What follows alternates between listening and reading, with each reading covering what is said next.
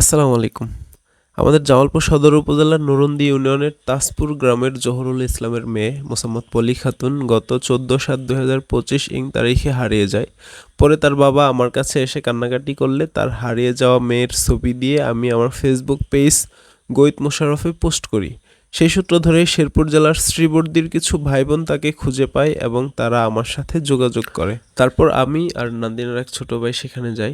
পরে সেখানকার স্থানীয় কিছু ভাইবোন ও পৌর বিএনপির সহায়তায় আমাদের জামালপুর সদর উপজেলা বিএনপির সহসভাপতি ও নরুন্দি ইউনিয়ন বিএনপির সম্মানিত সভাপতি জনাব এমদাদুল হক মহোদয়ের তত্ত্বাবধানে হারিয়ে যাওয়া মেয়েটিকে তার বাবা মার কাছে পৌঁছে দিই। আমি আজ থেকে প্রায় ১-১.৫ মাস আগে আমার ফেসবুক পেজে ওই পোস্টটি করি। পোস্টটি দেখার পরে শ্রীবর্দীর কিছু ভাই বোন এবং একটা মেয়ে ফাতিহা নামে, তো সে আমার পোস্টটা দেখতে পেরে তাদের এখানে যখন এই মেয়েটি যায় তখন তারা আমাদের সাথে যোগাযোগ করে আমাকে মেসেজ দেয় এবং আমার নান্দিনা এক ছোটো ভাই আছে তাকে মেসেজ দেয়।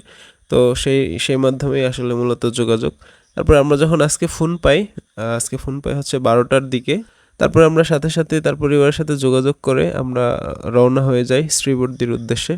প্রথমে নান্দিনা যাই, নান্দিনা থেকে সিএনজি যোগে জামালপুর যাই, জামালপুর থেকে শেরপুর যাই, শেরপুর থেকে খোয়ারপাড় হয়ে শ্রীবর্দী যাই, শ্রীবর্দী থেকে তারপর আমরা এই ভাইটির দোকানে যাই। ফাইনালি আমরা গিয়ে দেখি ওনারা ওকে নিয়ে বসে আছে এবং ৫-৭ জন মেয়ে ছিল ফাতিহা আয়াতের সাথে।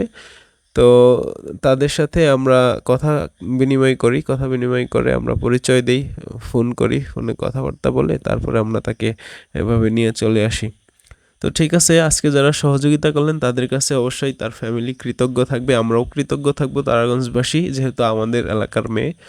আরেকটা বিষয় না বললেই নয়, আমাদের শেরপুর হেল্পলাইনের যে সম্মানিত অ্যাডমিনরা আছেন, মডারেটররা আছেন, আমরা যখন পোস্ট করি আমাদের পোস্টগুলো তিনি দেখার সাথে সাথে অ্যাপ্রুভ করে দেয় এবং বিভিন্নভাবে শেয়ার করে দেয়, যাতে শেরপুরের যারা আছে এবং শ্রীবর্দীর যারা আছে ফেসবুক ইউজার তাদের কাছে পৌঁছায়।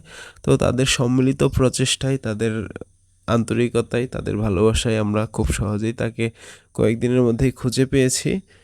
আমরা এর আগে তাকে একবার ১ তারিখে শ্রীবর্দীতে দেখা গিয়েছিল, এ ধরনের একটা নিউজ পেয়েছিলাম। তো তারই প্রেক্ষিতে আমরা শেরপুর এবং শ্রীবর্দীকে টার্গেট করে অনলাইনে প্রচারণা চালাই এবং আলহামদুলিল্লাহ ফাইনালি আমরা তাকে খুঁজে পাই। তো সর্বোপরি সবাইকে অনেক অনেক ধন্যবাদ, সবাইকে পাশে থাকার জন্য অনেক আন্তরিক অভিবাদন।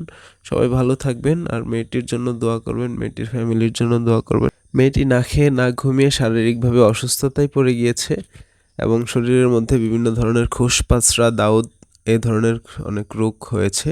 তো এগুলো যেন দ্রুত সেরে ওঠে, ইনশাল্লাহ সবাই দোয়া করবেন তার জন্য। এগুলো দ্রুত ভালো হয়ে সে আগের মতো আবার জীবনযাপন করতে পারে। আচ্ছা, ও হচ্ছে পলি।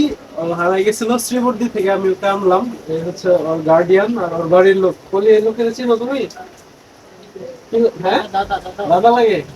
ও কি লাগে?